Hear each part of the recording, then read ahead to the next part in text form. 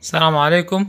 اليوم حنبدو حلقة جديدة من تدريب داخل الصيدلية، وحناخدوا مجموعة من الأدوية، مجموعة جديدة اللي هي أدوية الكحة.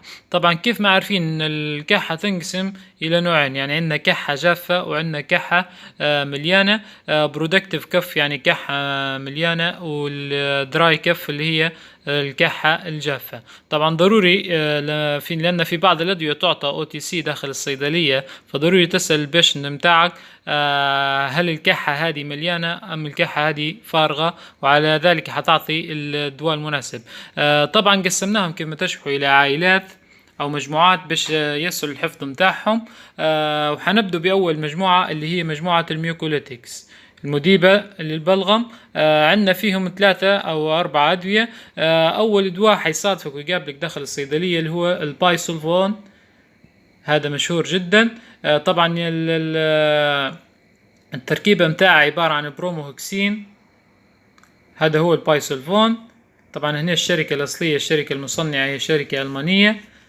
بعد عنا اللي هو الميوكوسولفين، طبعا التركيبة متاعه أمبروكسول، يعتبر من عائلة الميوكوليتكس، يعني مذيب للبلغم في نفس الوقت لي انتي انفلاماتوري افكت حاجة بسيطة. طبعا عندنا نفس الشيء هنا الميوكولايت، شركة إماراتية، حتى هو يجيب الاسم نفس الشيء.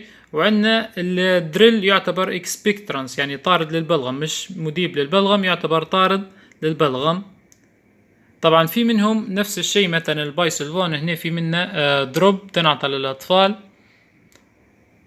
عندنا سشت هنا يجيب الاسم الاسيتايل سيستين، حتى يعتبر مذيب للبلغم. هيك حنكون كملنا أول مجموعة اللي هي مجموعة الميوكوليتكس. حنمشي لتاني مجموعة اللي هي الأنتي هيستامين.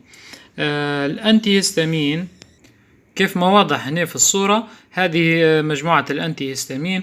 طبعا طريقة خدمتها أنها بتدير انهبيشن للإريتاش اللي صاير للبرونكايتس، يعني التحسس اللي صاير برونكايتس، وبالتالي حتنحي الكف. طبعا في منهم أسماء تجارية عديدة، بس اللي يهمنا منهم اللي هو الأميدرامين. طبعا كيف ما هو الاسم على التركيب متاع الأميدرامين. طبعا الأميدرامين في منه اكسبكترانس يعني طارد للبلغم، وفي منه يمشي مع الكحة الجافة.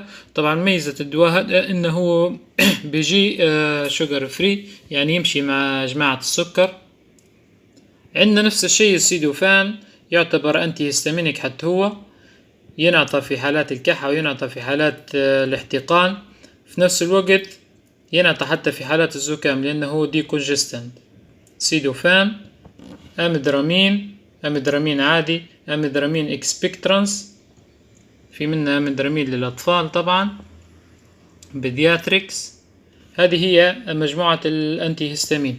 بعد مجموعة الأنتي هيستامين عندنا الأنتي تصف، طبعا هذه مهدئات الكحة. عندنا منها مجموعة حتية، وعندنا منها صنفين 3. أول صنف كيف ما واضح هنا هو نيو كودايين، يجيب الاسم هذا. طبعا نيو كودايين يشتغل سنترالي، يشتغل على الكف سنتر، وبالتالي يهدي الكحة. عندنا السينيكود حتى هو نفس الشيء، الاسم مشهور. طبعا التركيبة متاعه عبارة عن بيوتاميرات ستريت، هذه هي التركيبة متاعه. تعتبر هذه المجموعة كلها هي أنتي تصف. نيو كودايين، برومو كودايين طبعا شركة إيطالية، سينيكود، في منها سينيكود طبعا دروب تنعطى للأطفال. هذه كلها تعتبر مجموعة أنتي تصف. طبعا في نفس الشيء كومباينيشن، يعني أدوية بتجي كومباينيشن فيها أنتي تصف وفيها اكسبكترانس مثلا، أو فيها ميوكوليتيك وفي نفس الشيء اكسبكترانس. مثلا عندنا الفاركوسولفين هنا عبارة عن 3 تركيبات. الأمبروكسول كيف ما قلنا وكيف ما عرفنا اللي هو ميوكوسولفين، يعتبر من مجموعة الميوكوليتيكس. في نفس الوقت التركيبة الثانية اللي هي الجوي فينيزين، تعتبر هذه التركيبة اكسبكترانس. واخر تركيبة اللي هي التيوفيلين، يعتبر برونكو دايليتر. هذا اذا 3 تركيبات، مذيب للبلغم، طارد للبلغم، وفي نفس الوقت برونكو دايليتر موسع للشعب الهوية، يجي في اسم فاركوسولفين. طبعا هنا الشركة مصرية، عندنا التوسكان حتى هو نفس الشيء، تركيبات، يمشي كطارد للبلغم ومهدي للسعال، مزيل للاحتقان في نفس الشيء. هذا يجيب النكهة طبعا للأطفال. عندنا الأوبليكس يعتبر أنتي تاسف أو إكسبكترانس، يعني يخدم خدمتين، يهدي في نفس الوقت السعال في نفس الوقت يعتبر طارد للبلغم. هذه هي المجموعة اللي ممكن تقابلك في الصيدلية، تعتبر مجموعة كومباينيشن. طبعا في أدوية أخرى نفس الشيء تستخدم في الكحة الجافة زي البيكتو 6، في منها أطفال وفي منها نيونات وفي منها أدلت. نفس الشيء عندنا الأكتيفيد هنا عبارة عن عادة يكون تركيبة 3 تركيبات كيف ما واضح هنا في الصورة، ترايبرولين، وعندك سودو فينيدرامين، وعادة لو كان هو اكسبكترانس حنضيفه عليه المادة اللي اتكلمنا عليها قبل شوي اللي هي الجوي فينيزين. طبعا هنا باسم اكتيفيد، هذه شركة مصرية. هذا الاكسبكترانس يعتبر طارد للبلغم، وهذا اللي هو ينعطى في حالات إذا كان في سعال، إذا كان في زكام، وفي نفس الوقت في الكحة الجافة. طبعا هذه الشركة مصرية أكتيفيد. نفس الشيء بالتمام اللي هو الترايفيد، غير هذا شركة أردنية، في منا اكسبكترانس وفي منا سيراب عادي. طبعا نفس الشيء نستخدمه في العيلة هذه اللي هي عيلة ديكساميتازون، نستخدمه فيها في الكحة الجافة، ويعتبر مضاد للحساسية، ينعطى في حالات الحساسية، في نفس الوقت ينعطى في الالتهابات، نستخدمه فيه في حالات الكحة الجافة. طبعا في منها 3 أدوية معروفة جدا اللي هو الأوراديكسون، وعندك الأورازون، وعندك الديكسافين. طبعا هذا الدواء مشهور جدا ويوصفوا فيه هلبة في روشتات كيف ما واضح هنا في الصورة. هذا هو الديكسافين، عبارة عن ديكساميتازون بس ضايفين عليه كلوروم فينيرامين. يفضل الزايلون عبارة عن بريديسينولون. هذو 3 يعتبروا من عيلة الكورتيزون. هذا عبارة عن تركيبة ديكساميتازون، بس الزايلون يختلف عليهم ان تركيبته بريدنيسيلون.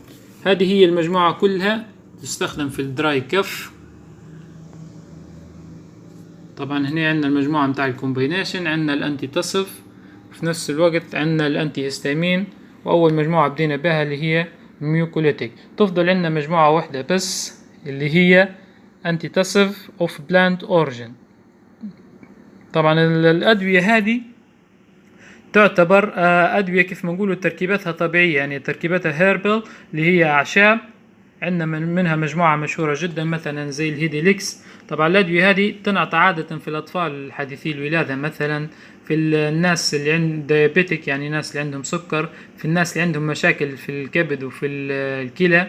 تعتبر أدوية آمنة حتى أثناء الحمل، فاستخداماتها متعددة. عندنا مثلا أول نوع اللي هنا اللي هو الهيديليكس، هذه شركة ألمانية معروفة. طبعا عندنا الهيدرال هنا، هذا صنف أردني يجي في روشتة باسم هيدرال نفس الشيء. عندنا الأسبكتون جيرمن يعني ألماني، وعندنا البلاب حتى هو مشهور جدا الشرب، وهذا تعتبر شركة أردنية هذه. نفس الشيء الأسبكتون مثلا في منها أورال دروب تنعطى مثلا للأطفال. الهيدرال نفس الشيء. في شركة أخرى حتى هي مشهورة باسم البروسبان. هذه كلها أدوية تعتبر تركيبتها طبيعية، بالإضافة مثلا هنا عندنا البلسم نفس الشيء تعطى للأطفال، وتعطى في نفس الوقت مثلا للحوامل، وتعطى للناس اللي عندها مشاكل في الكبد وفي الكلى.